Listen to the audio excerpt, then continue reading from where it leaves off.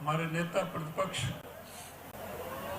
बहुत ही लोकप्रिय पूर्व मुख्यमंत्री आदरणीय चौधरी भूपेंद्र सिंह हुड्डा जी, हमारे इस भारत जोड़ो यात्रा के संयोजक आदरणीय रावदान सिंह जी,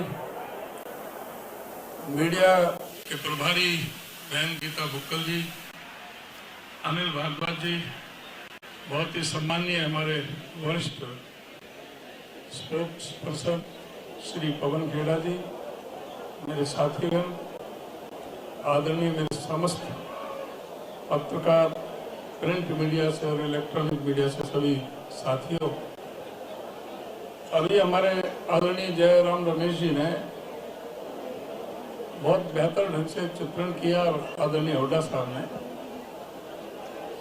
आज 9वें प्रदेश में हरियाणा प्रदेश में यात्रा आई है।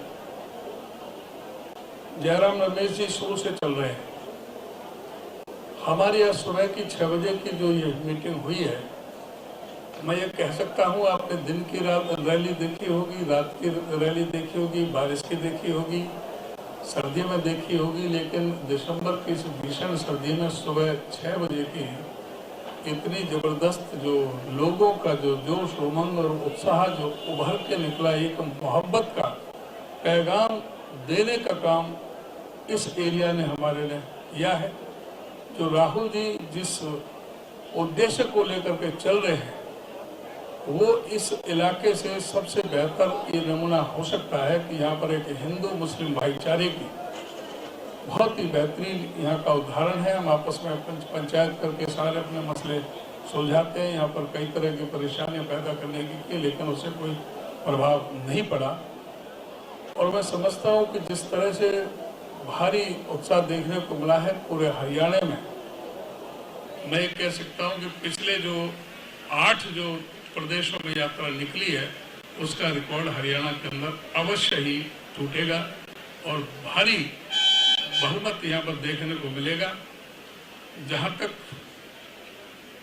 इस भारतीय जनता पार्टी सरकार है, मैं आदरणीय जयराम रमेश जी, पवन खेड़ा जी हमारे मुखिया पर बैठे हैं, इनको मैं नोटिस में लाना चाहूँगा कि हमारे हरियाणा प्रदेश में 1,82,000 सरकारी पद खाली हैं। हमारे हरियाणा प्रदेश में HPSC और स्टाफ सिलेक्शन कमीशन के 32 बार पर्चे लीक हुए हैं। 32 बार HPSC में इनके अधिकारी 3.5 करोड़ रुपए तो नकद के साथ पकड़े गए।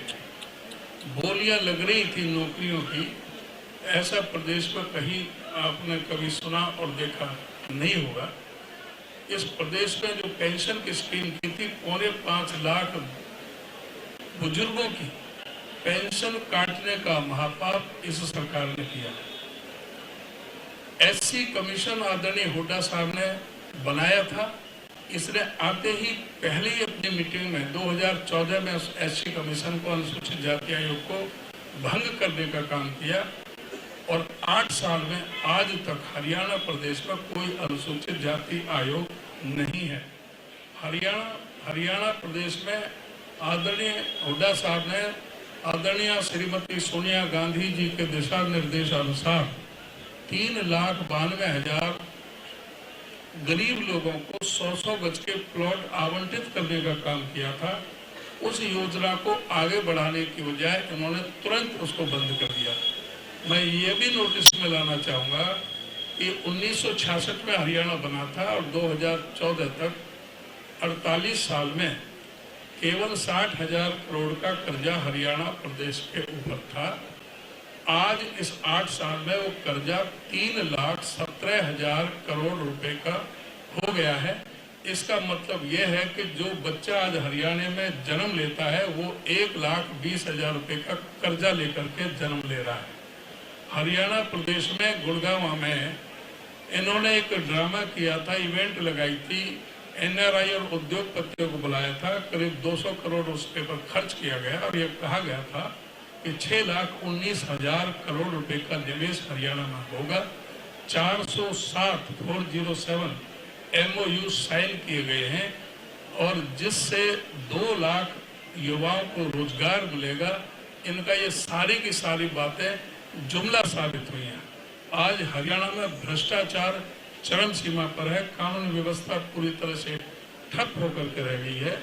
ये सारे मुद्दे से आज जनता पूरी तरह से तंग और परेशान है। और ये एक आपको थोड़ा सा एक नमूना अभी यहाँ पर देखने को मिला है। आप देखेंगे कि हरियाणा में किस प्रकार से इन्होंने तो जो 75 पार का नारा दिया और मीडिया को इस्तेमाल करके। और मैं जयराम रमेश जी से एक और निवेदन करना चाहूँगा। सबसे जरूरी जो मैं समझता हूँ जो सुझाव है, इलेक्शन कमीशन की तरफ से चुनाव डिक्लेयर होने के बाद कोई भी चैनल ओपिनियन पोल नहीं दिखाना चाहिए। लेकिन चुनाव आयोग कठपुतली होने की वजह से उसकी तरफ कोई ध्यान नहीं है।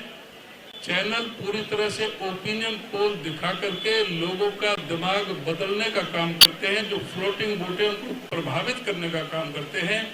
और उसका कारण यह होता है कि हमारे पिछले चुनाव में 3 दिन पहले 21 तारीख को वोट कर दिए थे। 18 तारीख को ये कहा गया था 18 तारीख को ये कहा गया था कि बीजेपी की 78 से 83 सीटें आ रही हैं और कांग्रेस की 3 से 5 सीटें आ रही हैं।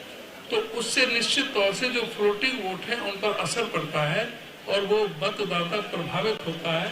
इसकी तरफ ध्यान देने की आवश्यकता है। सुप्रीम कोर्ट में इस मामले को ले जा करके, इलेक्शन कमीशन पर ना रह करके इसको सुप्रीम कोर्ट में इस मामले को लेकर के इसको जो लगाने की आवश्यकता है। मैं ये जयराम रमेश जी से भी कहना चाहूँगा कि इस पर हमारा ध्यान रखें।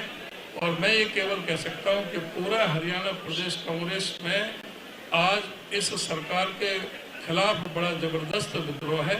और हम निश्चित तौर से जो राहुल जी की जो यात्रा आ रही है, इससे बहुत भारी लोगों के अंदर भावनात्मक बहुत जुड़ाव हुआ है और लोग इस सरकार को बदलने के लिए तत्पर हैं।